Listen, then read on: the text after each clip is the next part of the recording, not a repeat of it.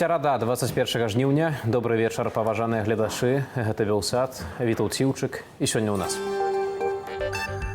У Менску прызямліліся загадкавыя самалёты з Афрыкі. Аглядальнікі гавораць пра спробы абысці санкцыі. Эфектнае відэа выбуху пераправаў. Украінцы замацоўваюцца ў Курскай вобласці. Апазіцыя Арменіі патрабуе разрыву дыпламатычных дачыненняў з Беларусю да зняцця дыктатара з пасады. Актывісты закідалі яйкамі амбасаду ў Ерэване. У аэрапорце Менску ў мінулыя выходныя нечакана прызямліліся 4 самалёты Airbus.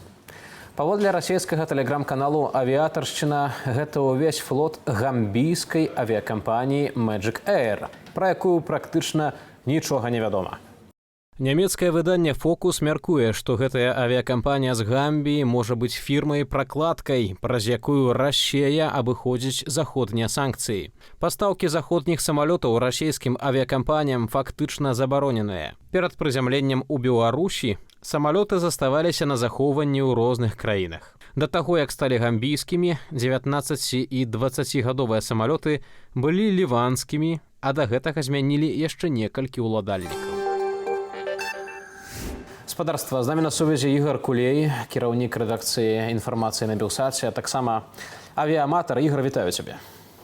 Прывітанне, вітацца. Мы чуем такую інфармацыю, што ўвесь флот загадкавай авіякампаніі з Гамбіі прыляцеў у Менск. Ну, выглядае гэта трошкі так, мякка кажучы, дзіўна. Ці ёсць у сябе нейкія версіі, што магло адбыцца? Ну, я б у гэтай навіне не пабачыў бы нічога дзіўнага, таму што ў Менск прылетаюць розныя самалёты розных авіякампаній з розных краінаў, часамі проста пралятаючы праз Беларусь, часамі яны прылетаюць на абслугоўванне, бо, напрыклад, у Менску знаходзіцца гэты менскі авіярамонтны завод, на які яны могуць прыляцець і абслужыцца. І там таксама сапраўды з вельмі розных краінаў далятаюць, часамі з экзатычных. Але ў дадзеным выпадку насцярожваюць две рэчы. Першае, гэта тое, што сапраўды праляцела адразу 4 летакі адной загадкавай авіякампаніі.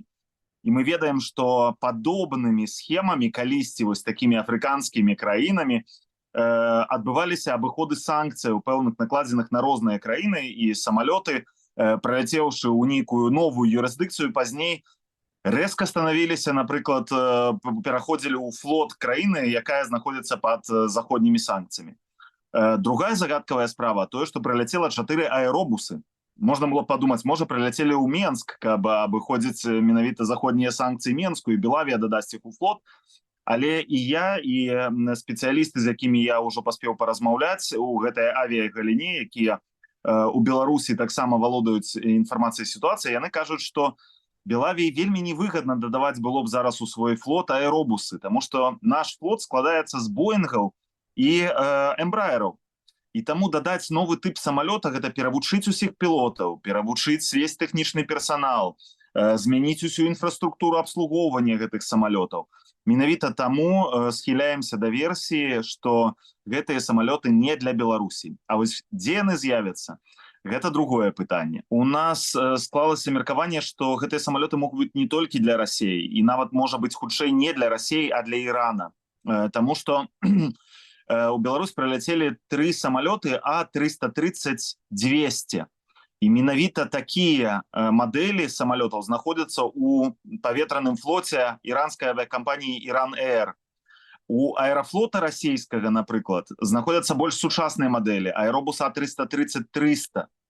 І ўсё ж такі пашыраць парк на новыя самалёты даволі складана. Ёсць, канешне, у Расіі авіякампаніі тыпу Nordwind, у якіх таксама ёсць вось гэтыя старэйшыя версіі аэробусаў А330-200, але у іх усяго 2 такіх самалёта, і дадатковыя 3 — гэта павелічэнне флота на 150%. Ну, невядома, ці авіякампанія пераварыла б такую колькасць самалётаў. З самых імаверных і верагодных версій таго, што гэтыя летакі робяць у Беларусі, зусім нядаўна, у 20-х числах ліпеня, ну, то бок некалькі тыдняў фактычна таму, на Менскім авіярамонтным заводзе быў адкрыты цэх афарбоўкі самалётаў, зусім новенькі. І гэтыя самалёты, мяркуючы па тых здымках, якія я бачыў з Менска, выглядаюць даволі слаба. Яны патрабуюць пэўнай, можна сказаць, абнаўлення пэўнага свайго візуальнага. Плюс адзін, як мінімум, з гэтых самалётаў абсалютна белы, ён не нясе ніякіх маркіровак. Магчыма, яны прыляцелі ў Менск з двума мэтамі. Першая – перафарбоўка. Іх афарбуюць у фарбы і нанесуць маркіроўку новых уласнікаў, і хутчэй за ўсё гэта будзе Іран, паглядзім. А другая рэч, таксама фармальнасці з дакументамі. Пакуль самалёты знаходзяцца у Беларусі, можна легальна перааформіць нейкія там дакументы на іх, і яны ўжо з'явяцца там ці ў іранскім, ці, можа быць, у расійскім флоце ўжо пад новымі рэгістрацыямі. І мы гэта таксама пабачым. Беларусь знаходзіцца ў дадзены момант пад заходнімі санкцыямі, пад авіяцыйнымі заходнімі санкцыямі. І таму, ў прынцыпе, Лукашэнку ўсё роўна, што адбываецца. І калі мы ў свой час былі хабам па перакідванню шэрага там экспарту, імпарту крэветак, бананаў, ананасаў, як памятаеце, Беларусь была краінай, у якой крэветка з'явілася свая, то чаму б нам не быць зараз краінай, у якой шэрыя схемы муцяцца, прабачце за гэтае слово, таксама ў авіяцыйнай галіне на сотні мільёнаў долараў. Я думаю, што Лукашэнку з гэтага як мінімум штосьці перападзе.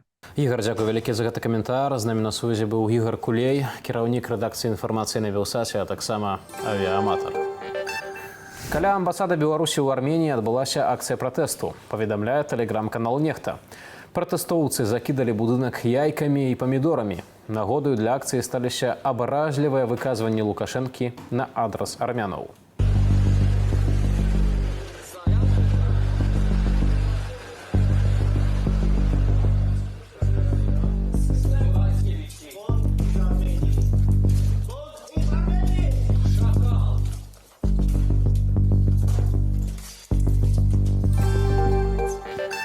У медычных установах Беларусі прымусова збіраюць грошы з персаналу на гуманітарную дапамогу жыхарам Куршчыны. Пра гэта паведамляе тэлеграм-канал «Беларусь галаўнога мозгу». Пра іншыя падзеі ў Беларусі і свеце у нашым аглядзе. Смяротнае дарожна-транспартавае здарэнне ў Пружанскім раёне. Легкавік з другараднай дарогі сутыкнуўся з аўтобусам МАЗ, які рухаўся па галоўнай. Ад удару аўтобус перакуліўся, загінулі 3 чалавекі, кіроўца аўтамабіля і 2 пасажыра аўтобуса. Яшчэ адзін аўтобус з'ехаў у кювет у Бярэзінскім раёне. Паводле папярэдняй інфармацыі, кіроўца рэйсу Вільня-Магілёў заснуў за стырном. 5 асобаў пацярпелі, шпіталізаваных няма.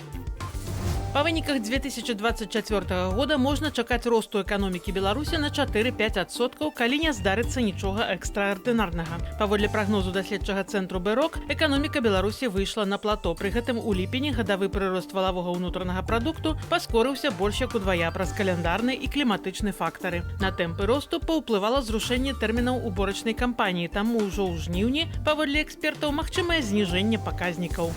Дэмакратычная партыя зацвердзіла Камалу Гэрыс кандыдаткаю на пасаду прэзідэнта Злучаных Штатаў. За гэта прагаласавалі 99% дэлегатаў перадвыбарчага з'езду ў Чыкага. На падтрыманне Гэрыс і супраць Трампа на з'ездзе выступіў і былы прэзідэнт Барак Абама. Прэзідэнцкія выбары ў Злучаных Штатах пройдуць 5 лістапада. Нам не трэба яшчэ 4 гады пустаслоўя і хаосу. Мы ўжо бачылі гэты фільм, і ўсе мы ведаем, што сіквел звычайна бывае горшы. Менскі трактарны завод будзе рабіць дэталі для расійскай вайсковай тэхнікі, сцвярджаюць крыніцы байполу. Мяркуецца, што для вытворчасці выкарыстаюць не дзейныя цэхі, а пустыя памяшканні. Расія абяцае прафінансаваць стварэнне новых цэхаў і набыццё абсталявання. Таксама на абарончыя замовы перайшоў аршанскі завод «Лёхмаш». Раней байпол паведамляў, што для забеспячэння патрэбаў расійскага міністэрства абароны павялічылі заробкі працаўнікам заводу ў Рагачове. Паводле былых сілавікоў рэжым хавае гэтую інфармацыю, баючыся заходніх санкцыяў і асуджэння беларусаў.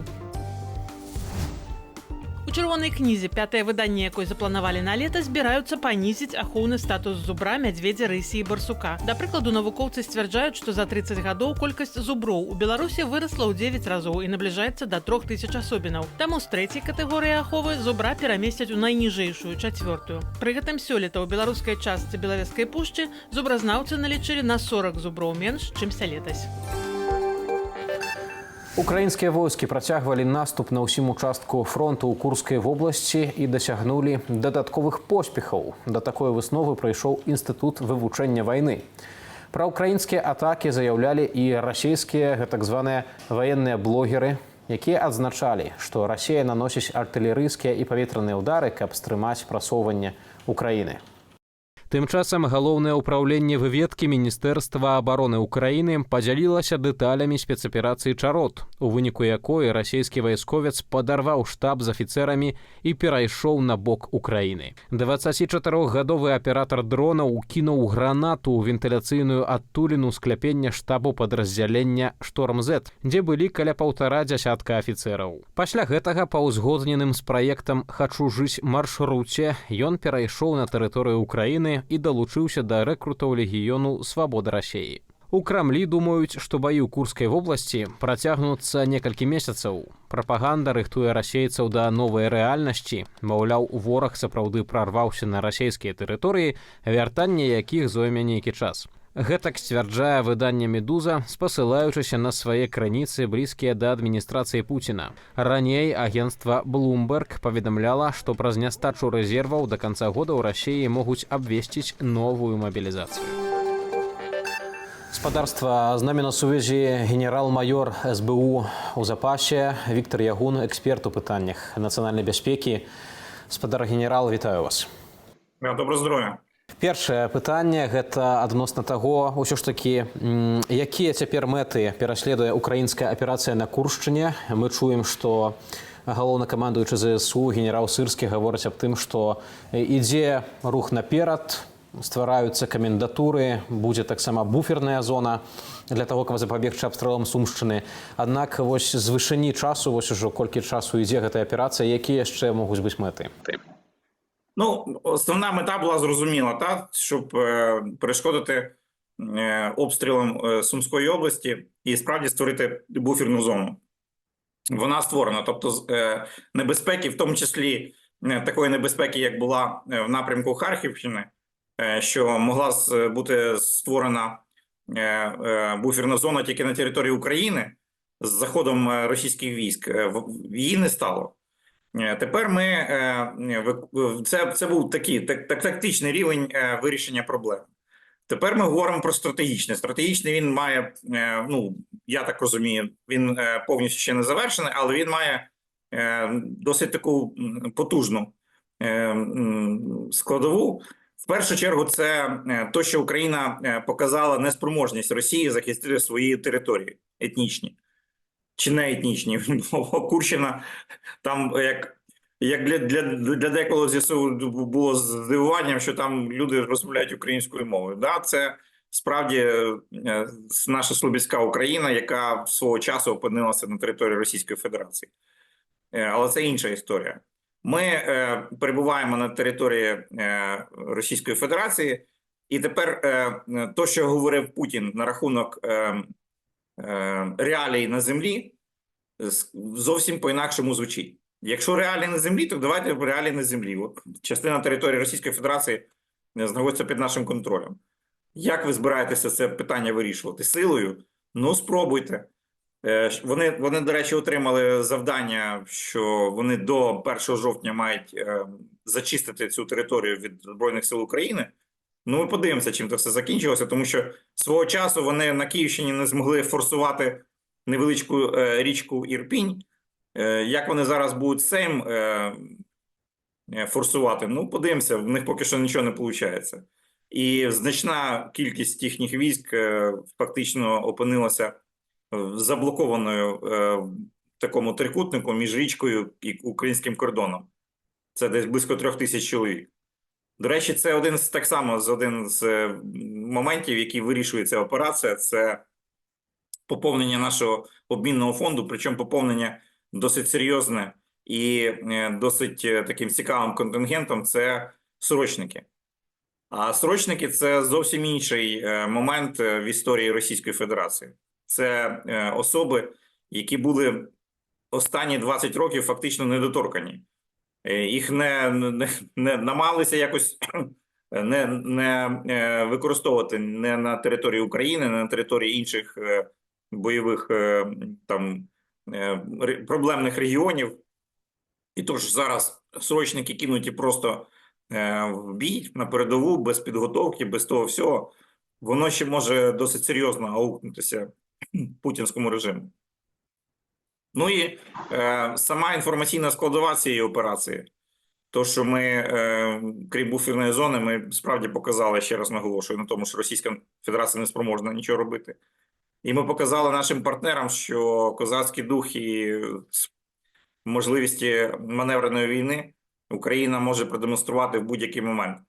Тому розмови про те, що давайте якось припиняти війну і будемо домовлятися, вони кудись раптово зникли. А навпаки пішли розмови про те, що треба Україну посилити, треба дати їй більше озброєння, щоб нарешті добити цього монстра, який називається путінський режим. Разом з тим, ёсць таксама і такі пэўны трывожны момант і засцярога. На вашу думку, ці ўваход збройных сілаў Украіны у Курскую вобласць адначасова не аслабляе украінскія сілы на Донбасе, дзе ўсё ж такі краіна-агрэсар працягвае свой наступ, ці гэта не ўваходзіць у нейкі такі канфлікт? Ну, от, власне, це якраз той момент, який ми хотіли сказати, що, на жаль, маємо констатувати, що Росія і не збирається зупинятися на Донецькому напрямку.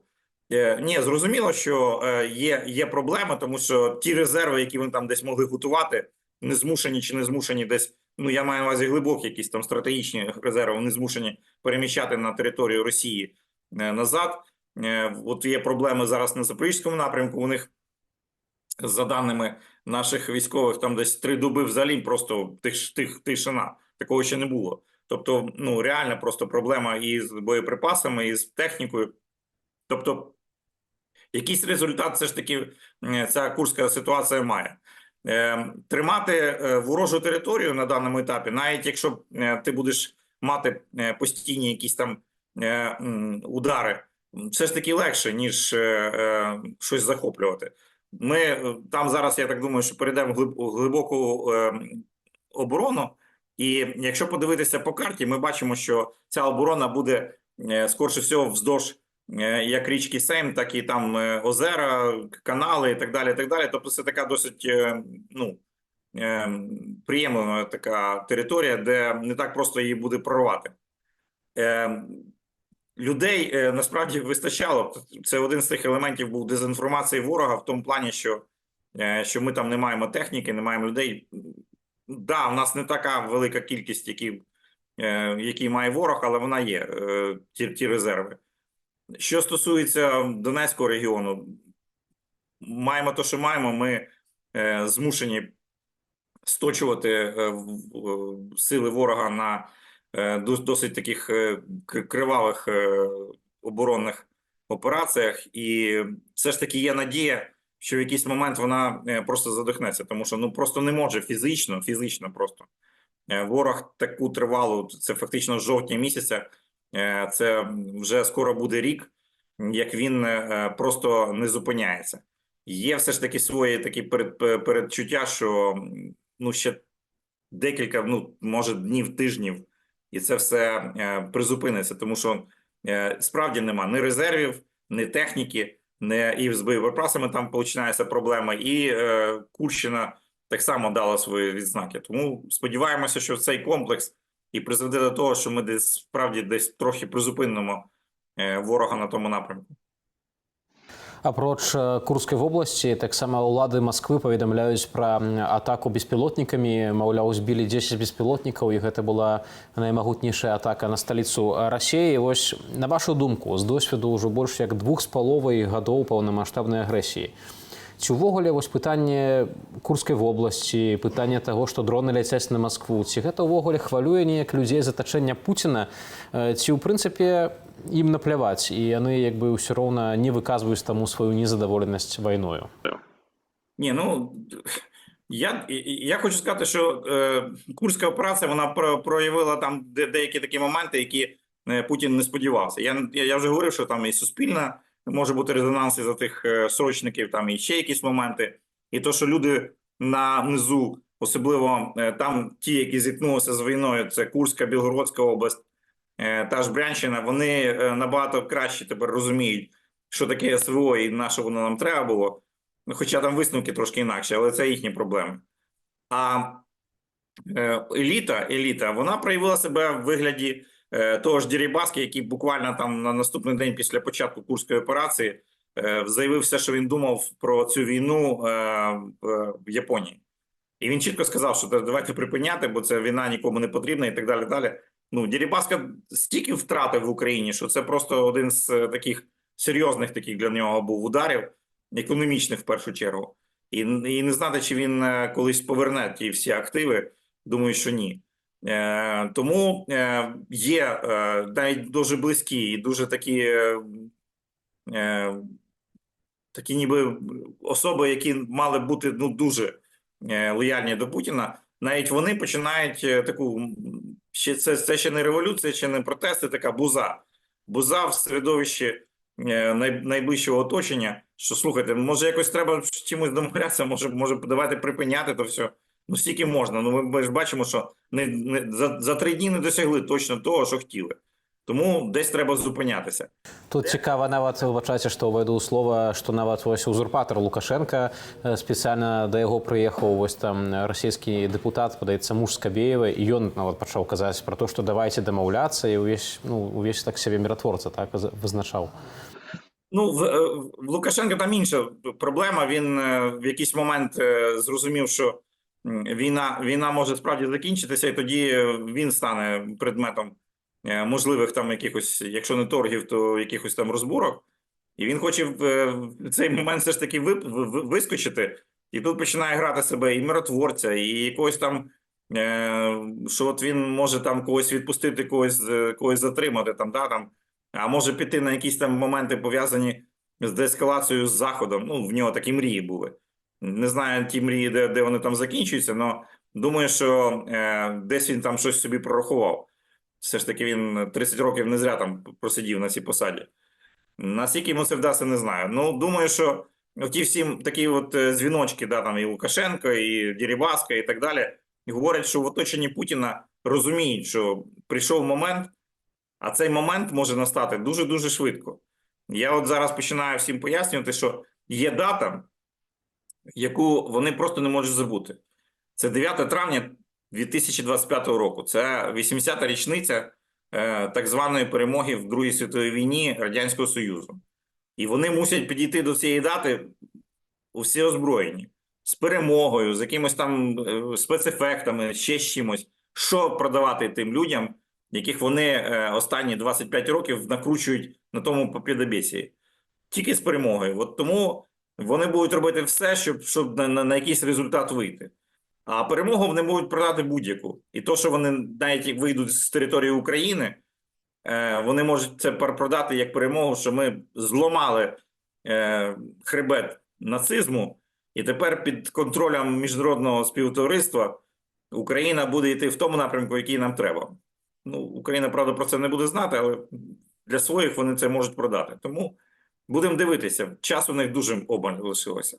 Спадар генерал, вялікі вам дзякуй за тое, што далучыліся да нашай праграмы. З намі на сувязі быў генерал-майор СБУ ў запасе Віктор Ягун, эксперт у нацыянальнай бяспецы. Залогам поспехаў ЗСУ ў курскай наступальнай аперацыі сталася знішчэнне лагістычных шляхоў расейцаў. Раней украінскія ВРы знішчылі ўсе 3 масты праз раку Сейм, што злучаюць Глушкоўскі раён з астатняй часткай вобласці. Пантонныя пераправы, якія расійскія войскі спрабуюць паставіць на рацэ, таксама знішчае украінская армія. Эфектыўныя атакі ЗСУ на Куршчыне і тое, як знікаюць пантоны расейцаў, прапаную паглядзець без каментара.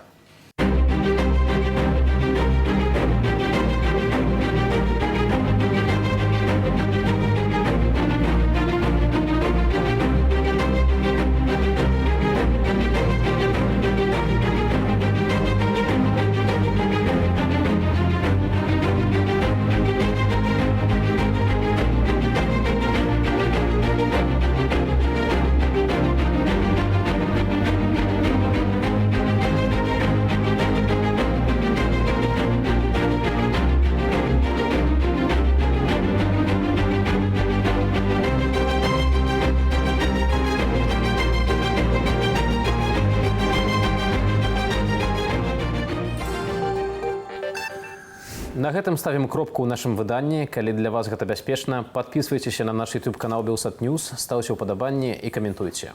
Волі і міру вам!